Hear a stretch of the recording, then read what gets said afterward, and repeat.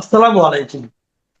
প্রিয় দর্শক, অন্য মঞ্চের আজকের আলোচনায় আমাদের অতিথি হিসেবে আছেন বিএনপি মহাসচিব মির্জা ফখরুল ইসলাম আলমগীর স্পষ্টতই বলেছেন যে তিনি এবং তার সরকার আওয়ামী লীগের উপর থেকে অবৈধ ইউনূস সরকারের দেওয়া অবৈধ নিষেধাজ্ঞা তুলবেন না। কিন্তু নির্বাচনে জয়লাভের আগে বিএনপি চেয়ারপারসন তারেক রহমান বলেছিলেন তিনি এবং তার দল কোনো রাজনৈতিক দলের উপর নিষেধাজ্ঞায় বিশ্বাস করেন না।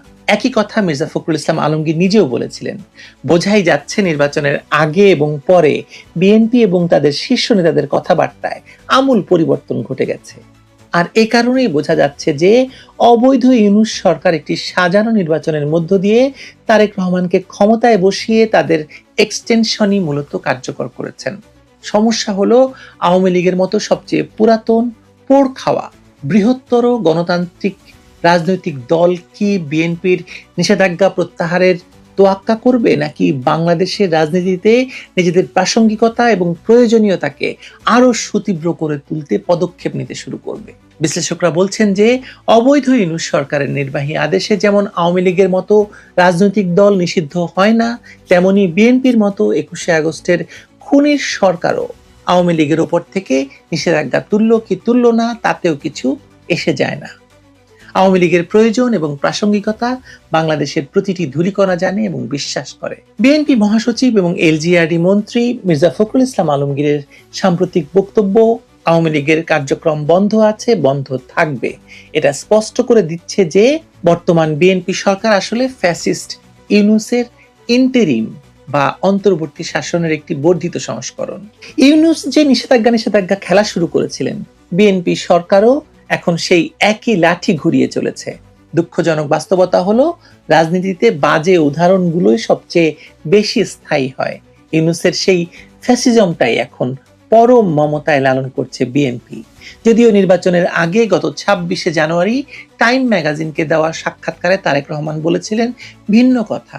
তিনি নীতিগতভাবে কোনো দল নিষিদ্ধ করার পক্ষে নন বলে জানিয়েছিলেন এবং প্রশ্ন রেখেছিলেন, আজ যদি একটি দল নিষিদ্ধ করা হয় তবে কাল আমার দলও নিষিদ্ধ হবে না, তার কি নিশ্চয়তা আছে?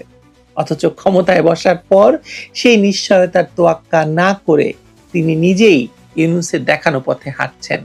টাইম ম্যাগাজিনে তিনি নিজেকে স্পাইডারম্যানের উদ্ধৃতি দিয়ে ক্ষমতার সঙ্গে বড় দায়িত্ব আসার কথা বললেও বাস্তবে সেই দায়িত্বশীলতা এখন রাজনৈতিক প্রতিহিংসার চাদরে ঢাকা পড়ে যাচ্ছে।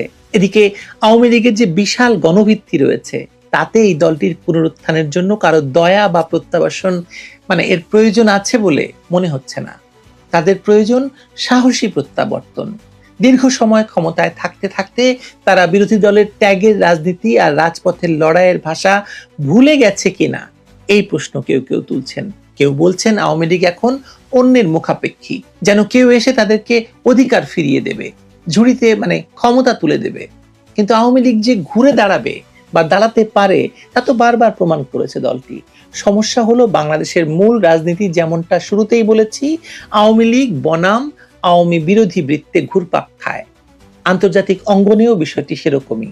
আওয়ামী লীগকে নিষিদ্ধ করতে চায়নি বিএনপি, এরকম একটি আলাপ বিএনপি নেতারা প্রায়শই দিয়ে থাকেন, কিন্তু এটা আসলে সম্পূর্ণ মিথ্যাচার। বাস্তবতা হলো গত বছরের বা 2025 সালের 11ই মে যখন আওয়ামী লীগের উপর নিষেধাজ্ঞা আরোপ করা হয় তখন বিএনপি নেতা মির্জা ফখরুল ইসলাম আলমগীর প্রকাশ্যে বলেছিলেন যে এই সিদ্ধান্তে বিএনপি আনন্দিত। যদিও পরবর্তীতে 25শে সেপ্টেম্বর খালেদ মহিউদ্দিনের সাথে এক সাক্ষাৎকারে মির্জা ফখরুল ইসলাম আলমগীর বলেন, একটি রাজনৈতিক দল হয়ে বিএনপি অন্য কোনো রাজনৈতিক দলকে নিষিদ্ধের পক্ষে না। মির্জা ফখরুলের এই বক্তব্য বিএনপির ক্লাসিক রাজনৈতিক দ্বিচারিতার চরিত্র বা দ্বিচারী চরিত্রের একটি উদাহরণ। 18ই সেপ্টেম্বর সিঙ্গাপুর থেকে ফিরেও তিনি বলেছিলেন বিএনপি পিআর নির্বাচন ব্যবস্থার পক্ষে নয় এবং কোনো দল নিষিদ্ধের পক্ষে নয়। অথচ পর্দার আড়ালে আওয়ামী লীগ নিষিদ্ধ করার প্রক্রিয়ায় বিএনপি, জামায়াত, এনসিপি একই সাথে কাঁধে কাঁধ মিলিয়ে কাজ করেছে। 5ই আগস্টের পর আওয়ামী লীগ নিষিদ্ধ হওয়ায় দৃশ্যত সবচেয়ে বড় লাভবান রাজনৈতিক দল বিএনপি। আওয়ামী লীগ নির্বাচনে অংশ নিলে বিএনপি হয়তো ভূমিধস বিজয় পেত না, কিন্তু আওয়ামী লীগ নির্বাচনে অংশ না নেওয়ায় জামায়াতের জুজু তুলে বা জুজুর ভয় দেখিয়ে বিএনপি অনেক আওয়ামী লীগ এবং মুক্তিযুদ্ধের সপক্ষের মানুষের ভোট বাগিয়ে নিয়েছে। কিন্তু মুদ্রার উল্টো পিঠে ছিল বিএনপির একটি বড় ভোট ব্যাংক জামায়াতে চলে যায়। যা বিএনপি নির্বাচনের আগে অনুধাবন করতে পারেনি। যদিও দেশের প্রায় 70% জনগণ নির্বাচন বর্জন করে, যা তারেক রহমানের প্রধানমন্ত্রী হওয়ার পর দেওয়া বক্তব্যে স্পষ্ট হয়েছে। তিনি দাবি করেছেন, যারা নির্বাচনে ভোট দেয়নি তিনি তাদেরও প্রধানমন্ত্রী, অর্থাৎ আওয়ামীবিহীন রিগ নির্বাচনে বিএনপি প্রধান বেনিফিশিয়ারি হলেও তারা আওয়ামী লীগের ভোটারদের নীরব প্রত্যাখ্যান বা সাইলেন্ট রিভোল সম্পর্কে সম্পূর্ণ অবগত। এখন প্রশ্ন তুলতে হবে যে বিএনপি কি রাজনৈতিক প্রজ্ঞার পরিচয় দিয়ে আওয়ামী লীগের উপর থেকে নিষেধাজ্ঞা তুলে নেবে কি নেবে না। বিশ্লেষণে দেখা যাচ্ছে যে বিএনপি এখন সর্প হয়ে দংশন করো, ওঝা হয়ে ঝাড়ার স্ট্র্যাটেজি নিয়েছে, ঠিক ৭৫ পরবর্তী সময়ে যেমনটি জিয়াউর রহমান নিয়েছিলেন।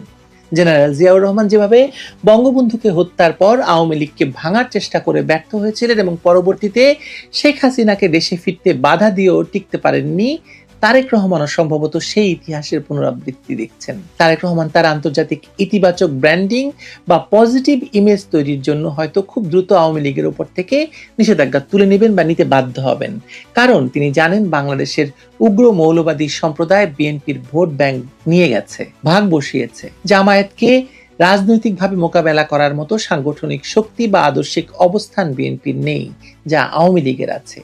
বিএনপি যদি রাজনৈতিকভাবে ভিশনারি হতো তবে তারা নিজেদের অস্তিত্ব রক্ষার স্বার্থেই আওয়ামী লীগকে রাজনীতিতে ফেরার সুযোগ করে দিত, কারণ জামায়াত এবং ধর্মভিত্তিক রাজনৈতিক দলগুলোর প্রভাব যেমন বাড়ছে, তাতে বিএনপি যদি আওয়ামী লীগকে রাজনীতিতে জায়গা না দেয় তবে অদূর ভবিষ্যতে জামায়াত বিএনপির পুরো ভোট ব্যাংক গিলে ফেলবে এবং আওয়ামী লীগের পর দেশের বৃহত্তম শক্তিতে পরিণত হবে। এইবার বিএনপির লড়াই নিজেদের অস্তিত্বের জন্যই। বিএনপি ভালো করেই জানে আওয়ামী লীগের ভোট ব্যাংক দেশের 50% অধিক, তাই জামায়াতের হাত থেকে বাঁচতে এবং আন্তর্জাতিক গ্রহণযোগ্যতা বাড়াতে তারেক রহমান হয়তো নিজেকে বহুদলীয় গণতন্ত্রের প্রবক্তা হিসাবে প্রতিষ্ঠিত করতে চাইবেন, যদিও 21শে আগস্টের গ্রেনেড হামলার ইতিহাস তার পিছু ছাড়বে না কখনোই। তাহলে এখন প্রশ্ন হলো, আওয়ামী লীগ কি ফেরার জন্য বিএনপির উপর নির্ভর করবে? উত্তরটা যে কোনো আওয়ামী লীগ নেতাই দেবেন এভাবে যে প্রশ্নই আসে না। আওয়ামী লীগের ডাকে দেশের প্রায় 70% মানুষ ভোট কেন্দ্রে যায়নি, এটাই তাদের সবচেয়ে বড় রাজনৈতিক শক্তি। নির্বাচনে বিএনপি অনেক আসনে আওয়ামী লীগের সমর্থন নিয়ে জিতেছে এবং জেতার পর কৃতজ্ঞতা স্বরূপ নিজেরাই আওয়ামী লীগের কার্যালয় খুলে দিয়েছে। গত কিছুদিন ধরে সারা দেশে শতাধিক আওয়ামী কার্যালয় বা আওয়ামী লীগ কার্যালয় নতুন করে খোলা হয়েছে, যার জন্য তারা বিএনপি এবং প্রশাসনের নির্দেশনার অপেক্ষা করেনি। আসলে বিএনপি ভালো করেই জানে আওয়ামী লীগকে প্রশাসনিক আদেশে আটকে রাখার সাধ্য তাদের নেই। খুলনায় বা ফরিদপুরে বিএনপির পরিণতি প্রমাণ করে যে আওয়ামী লীগের নেতাকর্মীদের উপর অত্যাচার করে তারা সেখানে দাঁড়াতে পারেনি। ইতিহাস বড়ই নিষ্ঠুর। আজ যদি বিএনপি ফ্যাসিস্ট ইউনূসের দেখানো পথে হেঁটে আওয়ামী লীগের উপর নিষেধাজ্ঞা বজায় রাখে, তবে কাল আওয়ামী লীগ ফিরলে হয়তো একই কায়দায় বিএনপির উপর নিষেধাজ্ঞা দেবে। এই প্রতিহিংসার চক্রে বাংলাদেশ এক অন্তহীন ফ্যাসিজমের দিকে এগিয়ে যাচ্ছে, যার মশাল এখন বিএনপির হাতে। তবে বিএনপি যদি রাজনৈতিক দেউলিয়াত্ব ঘোচাতে চায় এবং জামায়াত নিয়ন্ত্রিত মৌলবাদী রাজনীতির গ্রাস থেকে বাঁচতে চায়, তবে আওয়ামী লীগের স্বাভাবিক রাজনীতি নিশ্চিত করাই হবে তাদের জন্য একমাত্র রক্ষা কবচ, যেটা আজ হোক কাল হোক তারেক রহমানকে দিতেই হবে। যে থুতু আপনি নিশ্চিতভাবে জানেন যে আপনাকে গিলতেই হবে, সে থুতু আপনি ফেলবেন কেন? প্রশ্নটা হচ্ছে সেখানে। তারেক রহমান জানেন যে তাকে আওয়ামী লীগকে ফিরতে দিতেই হবে, আজ কিংবা কাল। কেন এখন নয়, সেটাই তো প্রশ্ন। সেটাই আসলে রাজনীতি, রাজনৈতিক প্রজ্ঞা। ভালো থাকবেন সবাই।